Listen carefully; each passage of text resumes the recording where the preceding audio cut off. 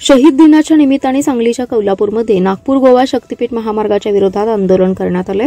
शेती शिवारात शेतकरी कामगार पक्षाच्या नेतृत्वाखाली शक्तीपीठ महामार्गाच्या प्रतिकात्मक पुतळ्याला फासावर लटकवत महामार्गाला विरोध करण्यात आलाय।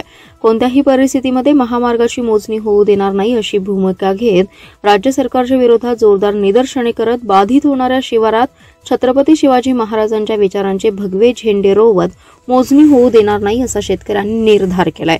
तसेच मोजणीसाठी आलेल्या शासकीय अधिकाऱ्यांना विहिरीत ढकलून देऊ किंवा फासावर लटकवू असा इशारा देखील यावेळी शेतकऱ्यांकडून देण्यात आलाय।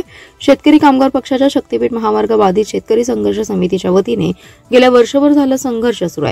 अनेक आंदोलने मोर्चे काढून शासन दरबारी शक्तीपीठ महामार्ग रद्द करण्याची मागणी केली आहे। शासन शेतकऱ्यांची थट्टा करते। मुख्यमंत्री देवेंद्र फडणवीस यांनी शक्तीपीठ महामार्ग करणारच म्हणून चंग बांधलाय। त्यामुळे आता जे काही आंदोलन करायचं ते वावरातच करायचं असा निर्धार आता शेतकऱ्यांनी केलाय।